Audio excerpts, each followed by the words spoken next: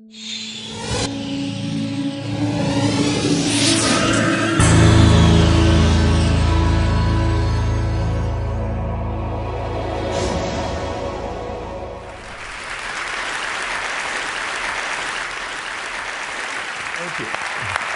have to tell you, I'm both challenged and excited. My excitement is I get a chance to give something back. My challenge is the shortest seminar I usually do is 50 hours.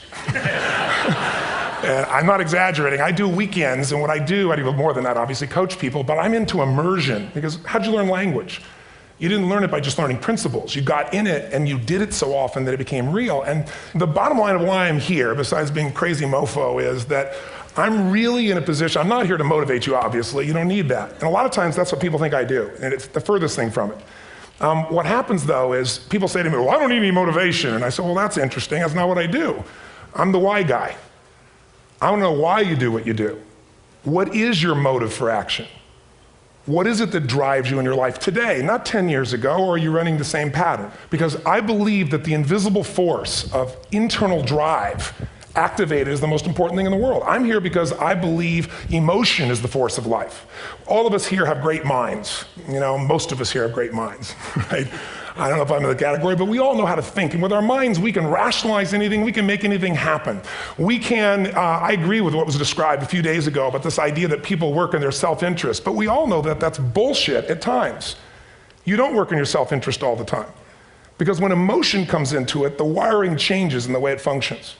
And so it's wonderful for us to think intellectually about how the life of the world is, and especially those who are very smart. We can play this game in our head, but I really want to know what's driving you. And what I'd like to maybe invite you to do by the end of this talk is explore where you are today for two reasons. One, so that you can contribute more.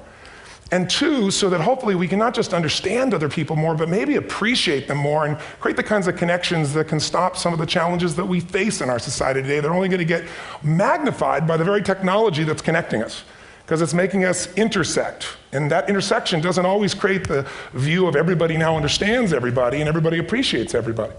So I've had an obsession basically for 30 years. And that obsession has been what makes the difference in the quality of people's lives? What makes a difference in their performance? Because that's what I got hired to do. I got to produce the result now. That's what I've done for 30 years. I get the phone call when the athlete is burning down on national television and they were ahead by 5 strokes and now they can't get back on the course. And I got to do something right now to get the result or nothing matters. I get the phone call when the child is going to commit suicide, and I got to do something right now. And in 29 years, I'm very grateful to tell you I've never lost one in 29 years. It doesn't mean I won't someday, but I haven't done it. And the reason is an understanding of these human needs that I want to talk to you about. So when I get those calls about performance, that's one thing, like how do you make a change? But also, I'm looking to see what is it that's shaping that person's ability to contribute, to do something beyond themselves. So maybe the real question is, I look at life and say there's 2 master lessons. One is there's the science of achievement, which almost everyone in this room has mastered to an amazing extent. That's how do you take the invisible and make it visible, right? How do you take what you dream about and make it happen, whether it be your business, your contribution to society, money, whatever it is for you, your body, your family. But the other lesson of life that is rarely mastered is the art of fulfillment. Because science is easy, right? We know the rules, you write the code, you follow and you get the result. Once you know the game, you just, you up the ante, don't you? But when it comes to fulfillment, that's an art. And the reason is it's about appreciation and it's about contribution. You can only feel so much by yourself. So I've had an interesting laboratory to try to answer the question of the real question, which is what's the difference in somebody's life if you look at somebody like those people that you've given everything to, like all the resources they say they need. You gave them not a $100 computer, you gave them the best computer. You gave them love, you gave them joy, you were there to comfort them. And those people very often, and you know some of them I'm sure, end up the rest of their life with all this love, education, money, and background, spending their life going in and out of rehab. And then you meet people that have been through ultimate pain, psychologically, sexually, spiritually, emotionally abused, and not always, but often they become some of the people that contribute the most to society. So the question we got to ask ourselves really is, what is it? What is it that shapes us? And we live in a therapy culture. Most of us don't do that, but the culture is a therapy culture. And what I mean by that is the mindset that we are our past. And everybody in this room, you wouldn't be in this room if you bought that theory, but most of society thinks biography is destiny. The past equals the future. And of course it does if you live there. But what people in this room know, and what we have to remind ourselves though, because you can know something intellectually, you can know what to do and then not use it, not apply it. So really what we got to remind ourselves is decision is the ultimate power. That's what it really is. Now, when you ask people, have you failed to achieve something? How many have ever failed to achieve something significant in your life? Say aye. Thanks for the interaction on a high level there. But if you ask people, why didn't you achieve something? Somebody who's working for you, or a partner, or even yourself, and you failed to achieve a goal, what's the reason people say they failed to achieve? What do they tell you? Didn't know enough, didn't have the knowledge, didn't have the money, didn't have the time, didn't have the technology, I didn't have the right manager. Didn't have the Supreme Court.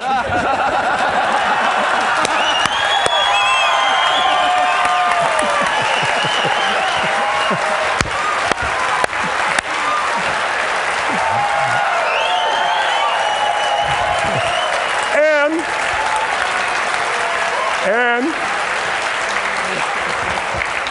what do all those, including the Supreme Court, have in common? They are a claim to you missing resources. And they may be accurate. You may not have the money. You may not have the Supreme Court. But that is not the defining factor.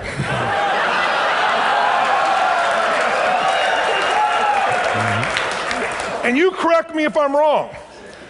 The defining factor is never resources, it's resourcefulness. And what I mean specifically, rather than just some phrase, is if you have emotion, human emotion, something that I experienced from you day before yesterday at a level that is as profound as I've ever experienced, and if you'd communicated with that emotion, I believe you would have beat his ass and won.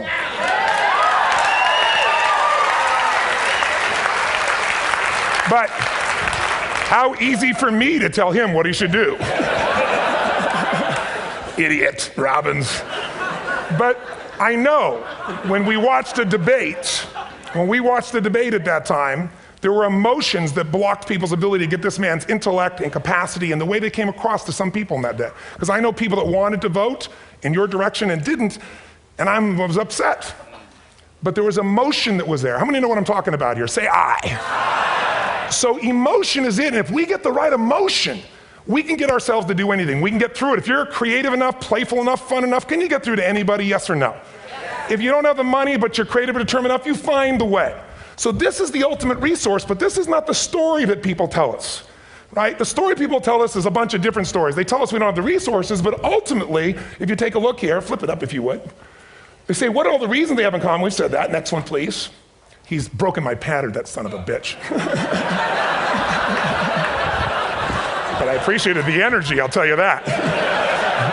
What determines your resources? We've said decisions shape destiny, which is my focus here. If decisions shape destiny, what determines it is 3 decisions. What are you going to focus on? Right now, you have to decide what you're going to focus on. In this second, consciously or unconsciously, the minute you decide to focus on something, you've got to give it a meaning. And whatever that meaning is produces emotion. Is this the end or the beginning? Is God punishing me or rewarding me, or is this the roll of the dice? And emotion then creates what we're going to do, or the action. So think about your own life, the decisions that have shaped your destiny. And that sounds really heavy, but in the last 5 or 10 years, 15 years, haven't there been some decisions you've made that if you made a different decision, your life would be completely different? How many can think of one, honestly? Better or worse? Say aye. So the bottom line is maybe it was where to go to work and you met the love of your life there. Maybe it was a career decision. I know the Google geniuses I saw here. I understand that their decision was to sell their technology at first. What if they made that decision versus to build their own culture? How would the world be different? How would their lives be different? Their impact. The history of our world is these decisions. When a woman stands up and says, no, I won't go to the back of the bus, she didn't just affect her life. That decision shaped our culture. Or someone standing in front of a tank. Or being in a position like Lance Armstrong and someone says to you, you've got testicular cancer. That's pretty tough for any male, especially if you ride a bike. Right? You got it in your brain, you got it in your lungs. But what was his decision of what to focus on? Different than most people. What did it mean? It wasn't the end, it was the beginning. What am I going to do? He goes off and wins 7 championships he never won once before the cancer because he got emotional fitness, psychological strength. That's the difference in human beings that I've seen of the 3 million I've been around. Because that's what my lab. I've had 3 million people from 80 different countries that I've had a chance to interact with over the last 29 years. And after a while, patterns become obvious. You see that South America and Africa may be connected in a certain way, right? Other people say, oh, that sounds ridiculous. It's simple. So what shaped Lance, what shapes you? 2 invisible forces, very quickly. 1, state. We all have had times. Have you had a time you did something and after you did it, you thought to yourself, I can't believe I said that. I can't believe I did that. It was so stupid. Who's been there? Say aye. Have you ever done something after you do it, you go, that was me. right? It wasn't your ability, it was your state. Your model of the world is what shapes you long term. Your model of the world is the filter. That's what's shaping us. That's what makes people make decisions. When we want to influence somebody, we gotta know what already influences them. And it's made up of 3 parts, I believe. First, what's your target? What are you after? Which I believe, it's not your desires. You can get your desires to goals. How many of you got a goal, desire, and thought, is this all there is? How many have been there? Say aye. So it's needs we have. I believe there are 6 human needs. Second, once you know what the target that's driving you is, and you uncover it for the truth, you don't form it, you uncover it. Then you find out what's your map. What's the belief systems that are telling you how to get those needs? Some people think the way to get those needs is destroy the world. Some people is to build something, create something, love someone. And then there's the fuel you pick. So very quickly, 6 needs, let me tell you what they are. First one, certainty. Now these are not goals or desires, these are universal. Everyone needs certainty that they can avoid pain, at least be comfortable. Now how do you get it? Control everybody, develop a skill, give up, smoke a cigarette. And if you got totally certain, ironically, even though we all need that, like if you're not certain about your health or your children or money, you don't think about much more. You're not sure the ceiling's gonna hold up, you're gonna listen to any speaker. But while we go for certainty differently, if we get total certainty, we get what? What do you feel if you're certain? You know what's gonna happen, when it's gonna happen, how it's gonna happen, what would you feel? Bored out of your mind. So God, in her infinite wisdom, gave us a second human need, which is uncertainty. We need variety. We need surprise. How many of you here love surprises? Say aye. Bullshit, you like the surprises you want. The ones you don't want, you call problems, but you need them. So variety is important. Have you ever rented a video or a film that you've already seen? Who's done this? Get a fucking life. Right? Why are you doing it? You're certain it's good because you read it before, saw it before, but you're hoping it's been long enough you've forgotten enough there's variety. Third human need, critical, significance. We all need to feel important, special, unique. You can get it by making more money. You can do it by being more spiritual. You can do it by getting yourself in a situation where you put more tattoos and earrings in places humans don't want to know. Whatever it takes. The fastest way to do this, if you have no background, no culture, and no belief in resources or resourcefulness, is violence. If I put a gun to your head and I live in the hood, instantly I'm significant. 0 to 10, how high? 10. How certain am I you're gonna respond to me? 10. How much uncertainty? Who knows what's gonna happen next? Kind of exciting, like climbing up into a cave and doing that stuff all the way down there. Total variety and uncertainty. And it's significant, isn't it? So you're willing to risk your life for it. So that's why violence has always been around and will be around unless we have a consciousness change as a species. Now you can get significance a million ways, but to be significant, you gotta be unique and different. Here's what we really need. Connection and love, fourth need. We all want it. Most people settle for connection because love's too scary. Don't want to get hurt. Who here has ever been hurt in an intimate relationship? Say aye. If you don't raise your hand, you'll have about other shit too, come on. And you're gonna get hurt again. Aren't you glad you came to this positive visit? But here's what's true, we need it. We can do it through intimacy, through friendship, through prayer, through walking in nature. If nothing else works for you, get a dog. Don't get a cat, get a dog, because if you leave for 2 minutes, it's like you've been gone for 6 months when you show back up again 5 minutes later, right? Now these first 4 needs, every human finds a way to meet. Even if you lie to yourself, even if you have split personalities. But the last 2 needs, the first 4 needs are called the needs of the personality, is what I call it. The last 2 are the needs of the spirit. And this is where fulfillment comes. You won't get fulfillment from the first 4. You'll figure a way, smoke, drink, do whatever, meet the first 4. But the last 2, number 5, you must grow. We all know the answer here. If you don't grow, you what? If a relationship's not growing, if a business is not growing, if you're not growing, it doesn't matter how much money you have, how many friends you have, how many people love you, you feel like hell. And the reason we grow, I believe, is so we have something to give of value. Because the 6th need is to contribute beyond ourselves. Because we all know, corny as it sounds, the secret to living is giving. We all know life's not about me, it's about we. This culture knows that, this room knows that. And it's exciting. When you see Nicholas up here talking about his $100 computer, the most passionate, exciting thing is here's a genius, but he's got a calling now. You can feel the difference in him, and it's beautiful. And that calling can touch other people. In my own life, my life was touched because when I was 11 years old, Thanksgiving, no money, no food, and we're not gonna starve, but my father was totally messed up. My mom was letting him know how bad he messed up. And somebody came to the door and delivered food. My father made 3 decisions. I know what they were briefly. His focus was, this is charity. What does it mean? I'm worthless. What I gotta do? Leave my family, which he did. The time, one of the most painful experiences of life. My 3 decisions gave me a different path. I said, focus on, there's food, what a concept. You know? Second, but this is what changed my life. This is what shaped me as a human being. Somebody's gift, I don't even know who it is. I thought, my father always said, no one gives a shit. And all of a sudden, somebody I don't know, they're not asking for it, this is giving our family food, looking out for us. It made me believe this. What does it mean? That strangers care. And what that made me decide is if strangers care about me and my family, I care about them. What am I gonna do? I'm gonna do something to make a difference. So when I was 17, I went out one day on Thanksgiving. It was my target for years, have enough money to feed 2 families. Most fun thing I ever did in my life, most moving. Then next year I did 4, and I didn't tell anybody what I was doing. Next year, 8. I wasn't doing it for brownie points, but after 8, I thought, shit, I could use some help. So sure enough, I went out, and what did I do? I got my friends involved, and I grew companies, and then I got 11 companies, and I built a foundation. Now, 18 years later, I'm proud to tell you, last year we fed 2 million people in 35 countries through our foundation, all during the holidays, Thanksgiving, Christmas, and all the different countries around the world. It's been fantastic. Thank you.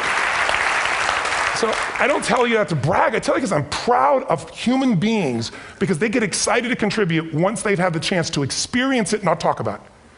So finally, I'm about out of time, the target that shapes you, here's what's different about people. We have the same needs, but are you a certainty freak? Is that what you value most, or uncertainty? This man here couldn't be a certainty freak if he climbed through those caves. Are you driven by significance or love? We all need all 6, but whatever your lead system is tilts you in a different direction. And as you move in a direction, you have a destination or destiny. The second piece is the map. Think of that as the operating system tells you how to get there. And some people's map is, I'm gonna save lives even if I die for other people, and they're a fireman. Somebody else says, I'm gonna kill people to do it. They're trying to meet the same needs of significance, right? They want to honor God or honor their family, but they have a different map. And there are 7 different beliefs. I can't go through them because I'm done. The last piece is emotion. I say one of the parts of the map is like time. Some people's idea of a long time is 100 years. Somebody else says is 3 seconds, which is what I have. And the last one I've already mentioned that felt you. If you got a target and you got a map, and let's say, I can't use Google because I love Macs, and they haven't made it good for Macs yet. So if you use MapQuest, how many have made this fatal mistake of using MapQuest at some time? You use this thing and you don't get there. Well, imagine if your beliefs guarantee you can never get to where you want to go. The last thing is emotion. Now here's what I'll tell you about emotion. There are 6,000 emotions that we all have words for in the English language, which is just a linguistic representation, right? It changes by language. But if your dominant emotions, if I have more time, I have 20,000 people or 1,000, and I have them write down all the emotions that they experience in an average week. And I give them as long as they need. And on one side they write empowering emotions, the other is disempowering. Guess how many emotions people experience? Less than 12. And half of those make them feel like shit. So they got 5 or 6 good frickin' feelings, right? It's like they feel happy, happy, excited, oh shit, frustrated, overwhelmed, depressed. How many of you know somebody who no matter what happens finds a way to get pissed off? How many know somebody like this? Or no matter what happens, they find a way to be happy or excited. How many know somebody like this? Come on. When 9/11 happened, and I'll finish with this, I was in Hawaii. I was with 2,000 people from 45 countries. We were translating 4 languages simultaneously for a program that I was conducting for a week. The night before was called Emotional Mastery. I got up, had no plan for this, and I said, we had all this fireworks, I do crazy shit, fun stuff. And then at the end I stopped, and I had this plan I was gonna say, but I never do what I'm gonna say. And all of a sudden I said, when do people really start to live? When they face death. And then I went through this whole thing about if you were gonna get off this island, if 9 days from now you were gonna die, who would you call, what would you say, what would you do? One woman, well that night is when 9/11 happened. One woman had come to the seminar, and when she came there, her previous boyfriend had been kidnapped and murdered. Her friend, or her new boyfriend, wanted to marry her, and she said no. He said, if you leave and go to that Hawaii thing, it's over with us. She said it's over. When I finished that night, she called him and left a message, true story, at the top of the World Trade Center where he worked, saying, honey, I love you. I just want you to know, I want to marry you. It was stupid of me. She was asleep, because it was 3 a.m. for us, when he called her back from the top and said, honey, I can't tell you what this means. He said, I don't know how to tell you this, but you give me the greatest gift because I'm going to die. And she played the recording for us in the room. She was on Larry King later. And he said, you're probably wondering how on earth this could happen to you twice. And he said, all I can say to you is, this must be God's message to you, honey. From now on, every day, give your all, love your all. Don't let anything ever stop you. She finishes, and a man stands up and he says, I'm from Pakistan, I'm a Muslim. I'd love to hold your hand and say I'm sorry, but frankly, this is retribution. I can't tell you the rest because I'm out of time.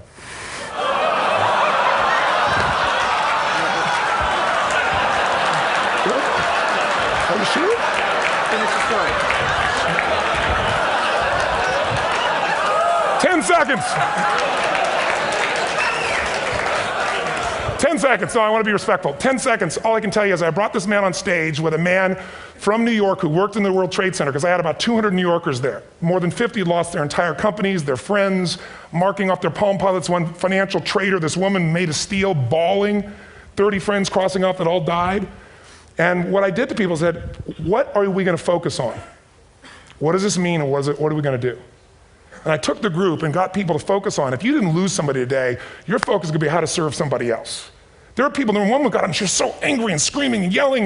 Then I found she wasn't from New York, she's not an American, she doesn't know anybody here. I said, you always get angry. She said, yes. Guilty people got guilty, sad people got sad. And I took these two men and did what I call an indirect negotiation. Jewish man with family in the occupied territory, some New York who would have died if he was at work that day, and this man who wanted to be a terrorist, and made it very clear. And the integration that happened is on a film, which I'll be happy to send you, so you can really see what actually happened instead of my verbalization of it. But the two of them not only came together and changed their beliefs and models of the world, but they've worked together to bring, for almost 4 years now, to various mosques and synagogues, the idea of how to create peace. And he wrote a book, which is called My Jihad, My Way of Peace. So transformation can happen. So my invitation to you is this. Explore your web, the web in here. The needs, the beliefs, the emotions that are controlling you, for two reasons. So there's more of you to give. Achieve too, we all want to do it, but I mean give, because that's what's going to fill you up. And secondly, so you can appreciate, not just understand, that's intellectual, that's mind, but appreciate what's driving other people. It's the only way our world's going to change. God bless you, thank you, I hope this was served. Tony Robbins.